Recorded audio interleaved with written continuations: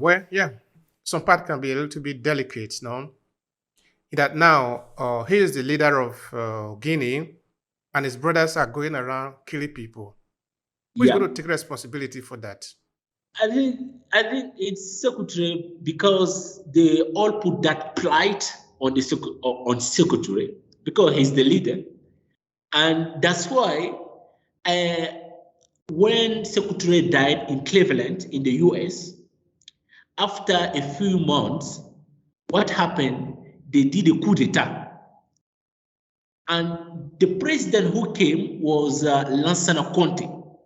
Lansana Conte is from my ethnic group. He's Susu. I come from Bofa. I come from that village as well. When he took the power, when he took the power, his brothers they killed them because they said that those are the significant people who destroy, who spoil the political aspect of secretary. They killed them because they killed millions of Guineans people, the innocent people in that prison, because they were the ones who were leading that.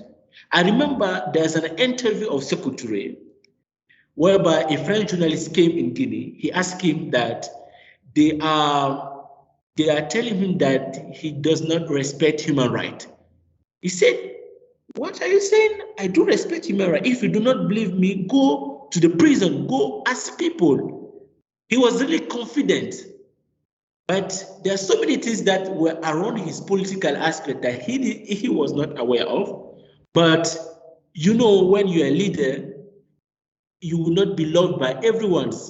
And when you're a leader as well, you are trying to have like a good environment, people who are around you is very important.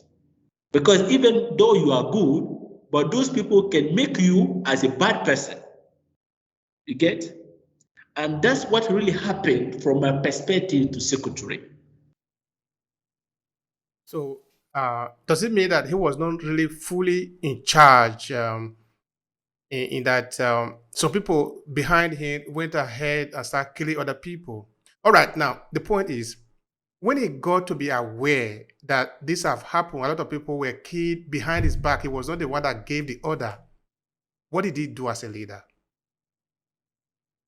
You know, when you talk about the African politics, it's very complicated because it's characterized by values, traditions, and so on. And you know, it's his brothers who were there. So I read a book whereby he said to his brother, "What you are doing is not good." But he couldn't kill his brothers. And so many people were saying that his brothers was a capitalist and himself was a socialist. So his brothers didn't love his political ideas or mindset. You get the point. So there's an aspect of taking revenge on the people who were not in the same ideas with them.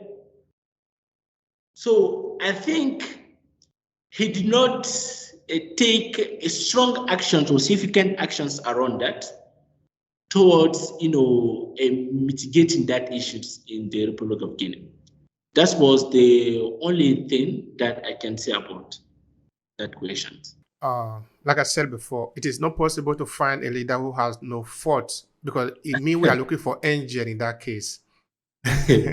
Whereas we are looking for human being who can also make mistake. But of course, when you make mistake, you need to own up to it that okay, I have made a mistake.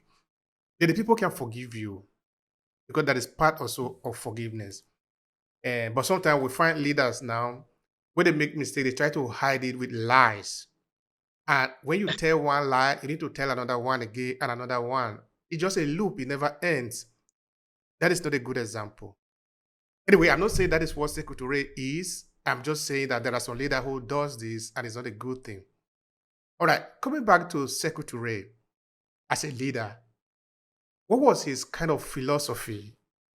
I will say that Secretary wanted to have social and economic equality in the Republic of Guinea. for all Guineans to take advantage of the resources that we have, because Guinea is considered as the water towel of Africa and of West Africa, and the geographical scandal of Africa, because we have the largest reserve of bauxite in Guinea. So his political, his philosophical ideas were that everyone's are supposed to be involved into the process of development, and they are supposed to have the same benefits that everyone are supposed to be having. And also, he tried to empower women in order to be part of the political aspect in the Republic of Guinea. That are some of the philosophical ideas that I can say. As you can see that Sékou Touré tried to nationalize every single industries in Guinea. We have the industry of sugar, we have the industry of clothes, of the traditional cloth, so many things. We had so many flights, but they have been sold by the next government who came. So Sékou Touré did so many things for Guineans in order to be recognized on the national scale and international scale. And before, the values that Guineans had before are not the same. And that's why currently the new president, the Colonel Mamadi Doumbouya, what he's doing is try to rebrand the Guineans. As you can see, currently he's really working on in order to portray the values of the Republic of Guinea. And that's why so many people are saying Guinea Conakry. It's not Guinea Conakry. You didn't even have that courage before to say Guinea Conakry, because Guinea was known by everyone. When you go, they will say, "Oh, you from Guinea Sékou Touré. You from Guinea Sékou Touré." People know.